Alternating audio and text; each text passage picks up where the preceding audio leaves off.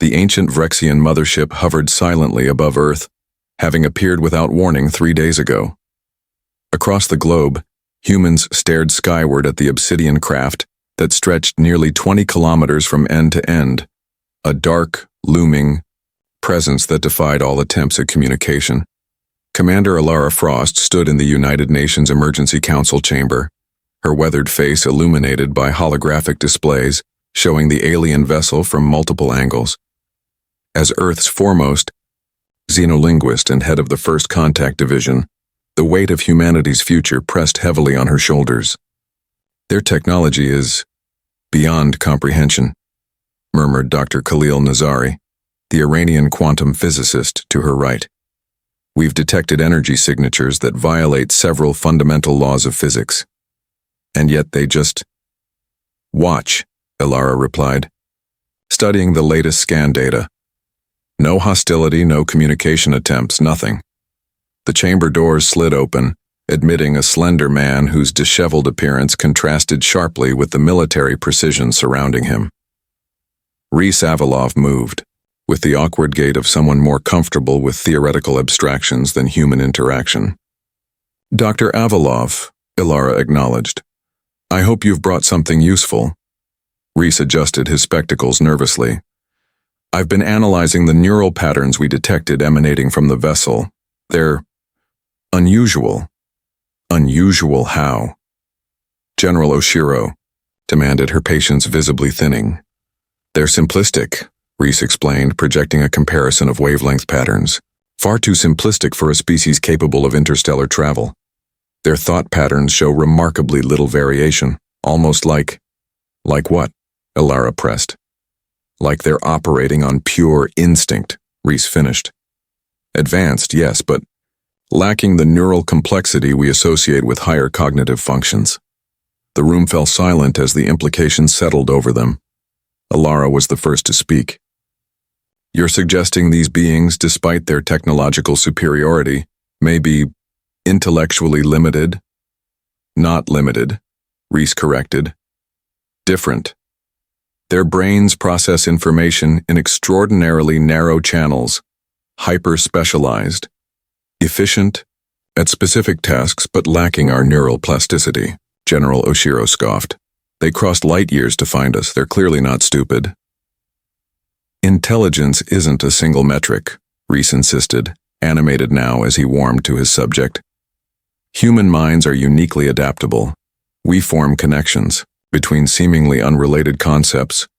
We imagine, we create, we empathize. What if the Vrexians evolved differently? What if they're technological giants but conceptual prisoners?" Ilara's communicator chirped with an urgent message. Her eyes widened as she read it. "They're deploying something. Thousands of small objects descending through the atmosphere." Screens around the chamber switched to live feeds from around the world as metallic spheres the size of basketballs descended toward major population centers. "Defensive measures?" General Oshiro asked. "Wait," Alara commanded, watching as one sphere landed in a park just blocks from their location. It unfolded like a metallic flower, revealing a crystalline core that pulsed with blue light. Similar reports flooded in from other landing sites. No explosions, no attacks, just the strange devices opening themselves to the world. "They're scanners," Rhys whispered, reviewing incoming data. They're reading us, not our technology, us, our brains." As if confirming his theory, the devices simultaneously projected holographic symbols into the air above them, complex, shifting patterns that seemed to dance and flow. "It's a language test," Alara realized, her professional instincts kicking in. "They're trying to establish basic communication parameters." Rhys nodded, eyes gleaming with sudden understanding. "And they're completely unprepared for how we'll respond." The Vrexian probes had been on Earth for 17 hours when Alara made the breakthrough. Working with Rhys and a team of linguists and mathematicians, she had identified patterns in the holographic symbols, not just language, but a sort of neural interface designed to establish a baseline for communication. "They're expecting linear responses," she explained to the Security Council. "Their communication follows strict, predictable progressions. But human language doesn't work that way. We use metaphor, analogy, contextual implications. In the secured laboratory beneath the UN complex, Reese monitored the neural activity of volunteers interacting with the probe. "Look at this," he called out excitedly.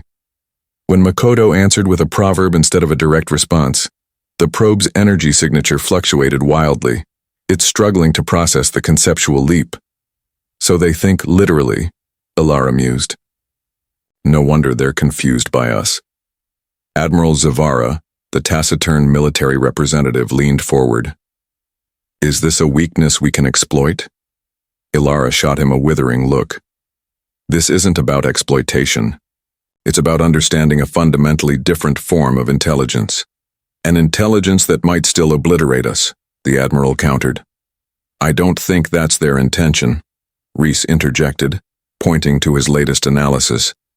"These probes, they're learners. They're collecting data, yes, but they're also adapting their communication patterns to match ours. They're trying to understand us."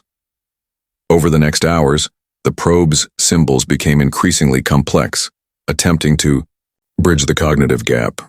Scientists worldwide reported the same phenomenon, the Vrexian devices gradually adjusting their communication strategies in response to human interaction. At hour 36, the mothership deployed a second wave, larger platforms that descended to hover approximately 1 kilometer above major cities. These platforms emitted powerful but harmless energy fields that seemed to scan everything beneath them. "They're mapping our neural diversity," Reese explained, reviewing the data. "They seem almost fascinated by how differently each human brain processes information." Ilara nodded slowly. "We might have accidentally discovered their purpose here. What if they're not conquerors or explorers in the traditional sense? What if they're collectors of cognitive patterns?" The theory gained credibility when one of the platforms transmitted directly to the laboratory systems. A request, translated through the communication frameworks they'd established, for volunteers to interface more directly with Vrexian technology. The Security Council debated for hours before cautiously agreeing to a limited test. Ilara, despite her seniority, volunteered immediately. "We need someone who understands their communication patterns," she argued when faced with resistance. "I'm the logical choice." 48 hours after first contact, Ilara sat in a sterile chamber as a Vrexian interface device. A delicate crown of shifting metal and light was carefully placed on her head. Reese monitored her vital signs from behind reinforced glass, his normally calm demeanor betraying anxiety. "Neural connection initializing," reported Dr. Nazari. "Brain activity stable but increasing in complexity." Ilara gasped as foreign thoughts cascaded through her consciousness. Not words or images, but pure conceptual frameworks, mathematical and precise. Through the torrent of alien cognition, she grasped something profound about their visitors. "They evolved differently," she whispered, her voice trembling with the strain of processing dual consciousness. "Their neural architecture is collective, not individual. They don't understand creativity or imagination. They evolved without it. They're here because they detected something in our transmissions they've never encountered before. Neural unpredictability." Reese leaned toward the microphone. "Are they hostile?" Ilara's eyes opened wide, filled with newfound understanding. "No, they're envious. The Vrexians aren't individuals as we understand the concept," Ilara explained to the assembled world leaders 3 days later. The neural interface had left her exhausted, but illuminated with unprecedented insight into their visitors. She gestured to the holographic representation of Vrexian neural architecture floating above the conference table. "They're a collective consciousness spread across millions of biological units. Each unit possesses extraordinary computational ability, but minimal individual awareness. They evolved as a problem-solving species, approaching all challenges through distributed processing. Like a biological supercomputer," Reese added, highlighting sections of the display. "Hyper-efficient at certain tasks but fundamentally limited in others." President Nkosi of the African Union leaned forward. "And what exactly do they want from us?" Ilara took a deep breath. "Something they cannot evolve naturally: cognitive divergence. The ability to make intuitive leaps, to create, to imagine possibilities without predetermined data. They've mastered physical laws through methodical collective analysis, but they've reached an evolutionary dead end. They can't innovate, re-simplified. They can optimize existing principles to extraordinary degrees, but they cannot conceptualize truly novel approaches. The implications stunned the assembly into silence. These beings, with technology centuries beyond Earth's capabilities, had encountered a species intellectually their inferior in many metrics, yet possessing something they couldn't reproduce through their collective intelligence. They've been watching our transmissions for decades, Ilara continued. Art, music, literature, scientific debates, they were incomprehensible at first, but they recognized something valuable, something they lack. Admiral Zavara remained skeptical. So they traveled across the galaxy to, what, learn creativity from us? Essentially, yes, Ilara confirmed. They're offering a trade, their technological knowledge for access to study human cognitive processes. How would such an exchange even work? Asked Chancellor Hirano. Reese activated another display showing preliminary designs. They've proposed a neural interface system. Voluntary participants would share thought processes while the Vrexians share technical knowledge. No memory transfers, no control mechanisms, just observation and exchange. The debate raged for hours. Some leaders saw unprecedented opportunity. Others feared existential risk.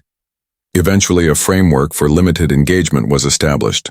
Volunteer scientists and artists would work with Vrexian interfaces, while a multinational oversight committee monitored all interactions. The first exchange center was established in Geneva 3 weeks later. Ilara watched as Reese and 11 other pioneers connected to the Vrexian neural network for the first substantive exchange. Their expressions transformed from concentration to wonder as alien knowledge flowed into their consciousness. It's incredible, Reese gasped when the session ended. Their understanding of quantum field manipulation is so elegant, so precise, but they share it like an instruction manual.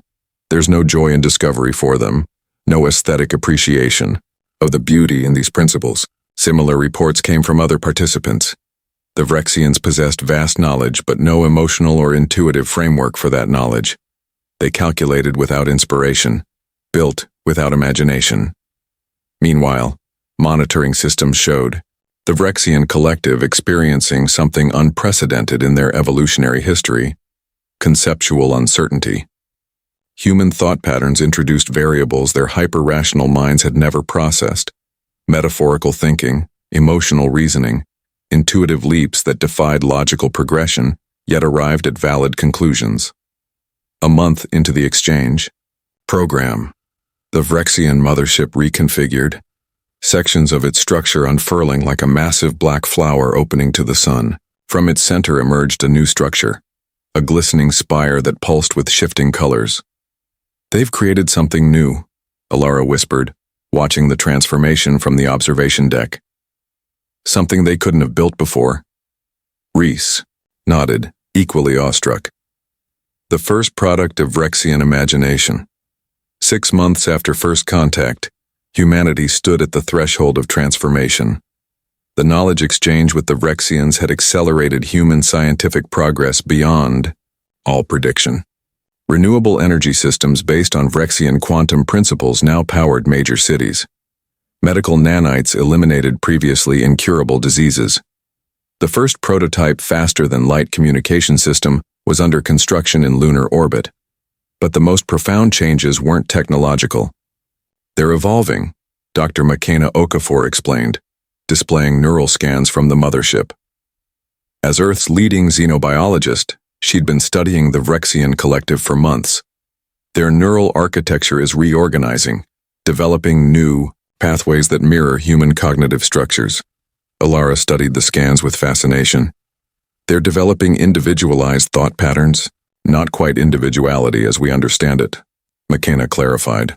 More like cognitive specialization with creative potential. The collective remains, but parts are differentiating in function. And humans? President Nkosi asked. Are we changing too? Reese brought up comparative scans of human participants in the exchange program. Enhanced neural efficiency, improved pattern recognition, accelerated processing speeds. We're not becoming like them, but we're gaining some of their cognitive advantages without losing our essential nature. The symbiosis had progressed beyond anyone's expectations. Volunteer numbers had grown from the initial 12 to over 10,000 worldwide. Each exchange brought new technological insights from the Vrexians, while humans shared the ineffable qualities of creativity, intuition, and imagination. Not everyone welcomed the changes. Anti-Vrexian movements had emerged, warning against contamination of human thought. Religious leaders debated whether the aliens possessed souls. Political tensions simmered over which nations had priority access to Vrexian knowledge. Ilara and Reese, now co-directors of the Global Exchange Initiative, worked tirelessly to address these concerns while managing the accelerating pace of cultural and technological integration. We need to slow down, Admiral Zavara argued during an emergency council meeting. We're implementing technologies we barely understand.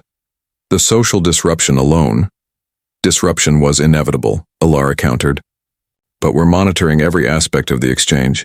The benefits far outweigh the risks. The meeting was interrupted by an urgent notification. The Vrexian mothership had begun broadcasting an unexpected signal, not to Earth's communication systems, but directly into space. It's a distress call, Reese realized, analyzing the transmission pattern. They're warning others of their kind. Within hours, the Vrexians requested an emergency conference with Earth's leadership. Through their now sophisticated translation systems, they conveyed disturbing news. Another species had detected their presence at Earth and was approaching rapidly. The Meridian Collective, ancient rivals of the Vrexians and expansionists who viewed developing civilizations as resources to be harvested. They've tracked our ship, the Vrexian representative explained, its holographic form shimmering with agitation patterns. They will arrive within 30 days. Our normal protocol would be immediate withdrawal to avoid conflict, but, what? Demanded General Oshiro. But we have never before found a species like yours, the Vrexian continued. The neural exchanges have become valuable to us. We propose an alliance against the Meridians. The council chambers erupted in chaos. Earth had barely begun to digest first contact, and now they faced potential interstellar conflict. Ilara raised her voice above the din. What exactly are the Meridians capable of? And what exactly are you proposing? The Vrexians' form shifted to display tactical projections. The Meridians possess technology similar to ours, but they use it differently. They do not exchange, they consume. They will attempt to extract your biological and cognitive resources. Reese stepped forward. And your proposal? We offer defensive technology and tactical support, the Vrexian stated. In exchange, we request continued neural exchange access and... It paused, its form fluctuating in what they'd learned to recognize as hesitation and permission to implement an experimental defense system based on human creative principles, something the Meridians will not anticipate. Admiral Zavara's eyes narrowed. You want to use human minds as weapons? No, Ilara intervened, understanding dawning. They want to use human creativity to develop an unpredictable defense strategy, something their logical minds couldn't conceive alone, and something the equally logical Meridians couldn't predict. The Vrexians' form pulsed with confirmation patterns. Precisely. Together, we might create what neither of us could alone. Humanity, united with unprecedented speed in the face of approaching danger. The 30-day countdown to the Meridian arrival became the focal point of global collaboration. Former adversaries shared resources and expertise. The Vrexians transferred defensive technologies that transformed Earth's orbital infrastructure into a planetary shield network. But the true innovation occurred in the newly established strategic imagination centers worldwide. Here, human creative specialists, artists, writers, game designers, improvisational performers, worked alongside scientists and military strategists in neural connection with Vrexian tactical processors. Ilara observed one such session in Nairobi, watching as poet Njeri Kiamba and theoretical physicist Dr. Volkov interfaced with the Vrexian network. Their combined cognitive patterns manifested as swirling holographic models, defense systems that operated on principles that seemed to violate conventional physics. "It's beautiful," Reese whispered beside her.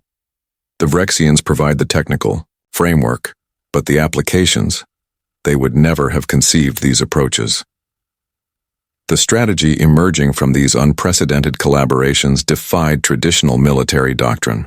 Rather than focusing solely on defensive fortifications or offensive capabilities, the human Vrexian teams developed systems that Professor Lakshmi Nair had termed perceptual warfare.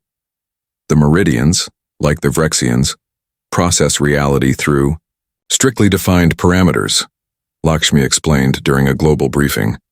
Their sensors, their cognitive frameworks, they're optimized for efficiency, but lack adaptability. We're developing systems that don't just defend against their technology, but confuse their very perception of what they're encountering. Admiral Zivara, initially skeptical, had become one of the program's strongest advocates after witnessing early tests. "It's like showing optical illusions to a computer," he explained to military leaders. "We're creating defensive systems that register differently depending on how they're observed, appearing harmless to conventional scans but activating countermeasures when approached with hostile intent." The breakthrough came on day 17 of preparation, when a team in Buenos Aires developed what they called quantum narrative fields, energy patterns that restructured themselves based on the observer's expectations, creating feedback loops that disrupted predictive targeting systems. As preparations accelerated, Ilara noticed something remarkable about the Vrexians. Their communications, once purely functional and literal, began incorporating metaphorical elements. Their holographic representations developed distinctive variations, individual expressions emerging within their collective consciousness.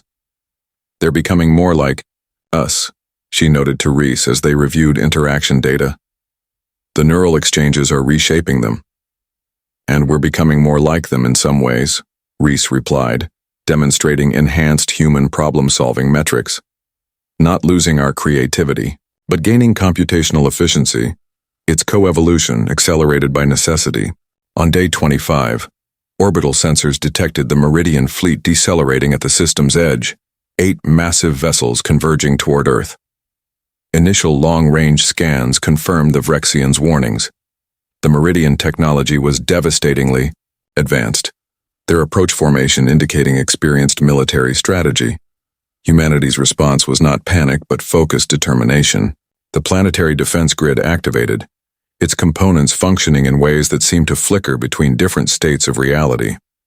The quantum narrative fields generated patterns that human military strategists couldn't fully comprehend, yet inherently recognized as brilliant.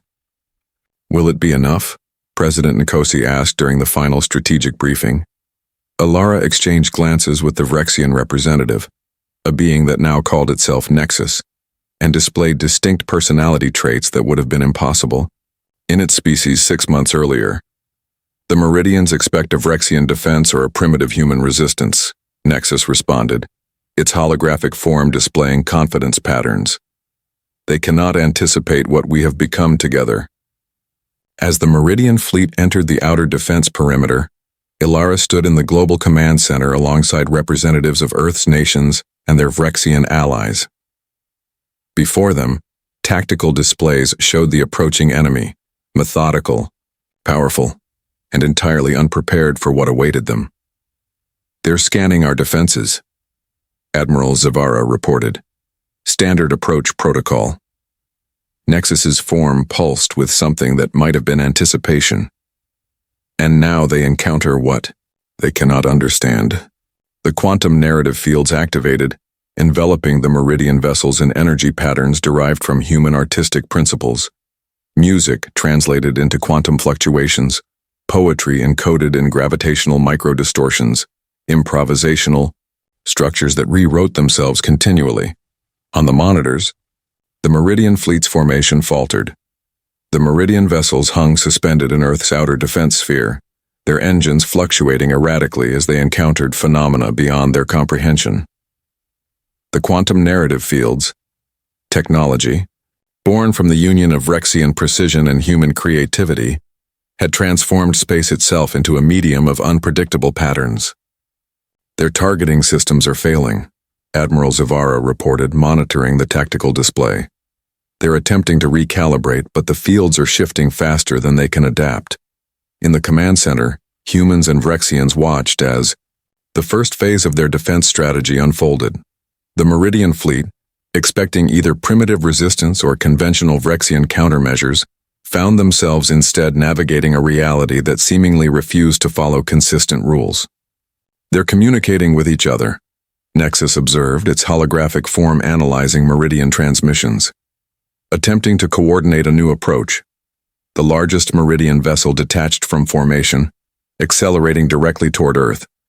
Its intent was clear, a show of overwhelming force to break through the disorienting defense field. Energy signatures indicated weapons charging to devastating capacity. Initiate Phase 2, Alara commanded. Across Earth, thousands of humans in neural interface chambers deepened their connection with the Vrexian network. Unlike previous exchanges, this connection formed a true gestalt, not humans thinking like Vrexians or vice versa, but an entirely new form of consciousness that transcended both species' limitations. The defense grid responded instantaneously. The approaching Meridian vessel found itself encased in a cocoon of contradictory energy patterns, mathematical principles that rewrote themselves continuously, drawing on the unpredictable creativity of human minds filtered through Vrexian computational precision. "They've stopped," Reese whispered, watching the massive ship hang motionless against the backdrop of stars. "Their systems are completely disoriented." The remaining Meridian vessels attempted various approaches: concentrated energy bursts, dispersion tactics, electronic countermeasures, each met with defenses that seemed to anticipate and transform in response to every strategy. Hours passed. In this strange standoff, the Meridians probing and retreating, unable to make sense of defenses that operated on principles outside their experience. Finally, the Meridian fleet regrouped at a safe distance. "They're transmitting," Nexus announced, "directed at both Earth and our mothership." The message, translated through Vrexian protocols, was terse. "Explain yourselves." After consultation with Earth's leaders, Alara crafted a response, not a threat or demand, but an invitation. An offer to experience what the Vrexians had discovered about humanity, to witness the power of minds that thought differently. The Meridian commander, identified as Archon Prime, agreed to a limited neural exchange, a single connection to assess this unexpected development. Under heavy security, a neural interface was established with the Meridian representative, a being whose physical form remained aboard their vessel, but whose consciousness projected into the command center as a dense, crystalline hologram. "We offer understanding," Alara said as the connection initialized. Nothing more, nothing less. What followed transcended conventional communication.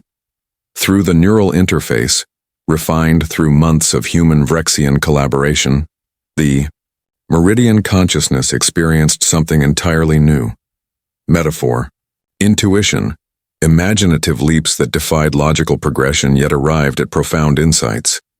The Meridian hologram fluctuated wildly, its crystalline structure fragmenting and reforming as it processed unfamiliar cognitive patterns. When the exchange concluded, the being remained silent for long moments. "You are unexpected," it finally stated, its translation carrying undertones of confusion and revelation. "This changes calculations." Within hours, the Meridian fleet withdrew to a monitoring position beyond lunar orbit. Their commander requested permission to send scientific observers, not to conquer but to study this unprecedented evolutionary development. Two fundamentally different forms of intelligence learning from each other without losing their essential nature.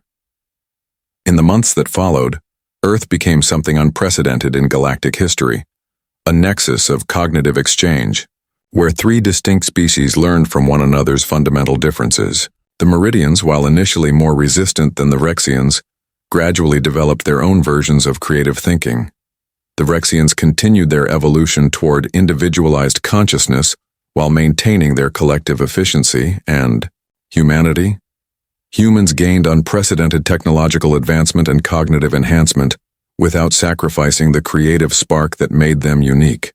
The ability to imagine possibilities beyond logical progression, to make intuitive leaps across conceptual chasms, to envision what had never existed and bring it into reality. 1 year after first contact, Ilara stood with Reese and Nexus on the observation deck of the first human-designed interstellar vessel, a ship that incorporated principles from all three species, yet was distinctly human in its elegant impracticality, its form reflecting not just function but aspiration. We were searching the stars for other beings like ourselves, Ilara reflected, watching Earth recede beneath them as they prepared for the inaugural flight. We never considered that our greatest strength might be how differently we think. Nexus, now displaying distinct individual characteristics while maintaining connection to the Rexian collective, gestured toward the stars visible through the viewport. In our 1,000 generations of exploration, we encountered many species with advanced technology. But we never found minds like yours, minds that could reimagine reality itself. Reese smiled, inputting the final coordinates for their test journey. And now together we've only just begun to discover what's possible. As the ship accelerated into the darkness between stars, it carried with it the most powerful force yet discovered in the universe. Not the energy that powered its engines, but the boundless creative potential of the human mind, now amplified and refined through collaboration with intelligences evolved along entirely different paths. The universe, vast and ancient and filled with wonders, had never seen anything quite like what was coming.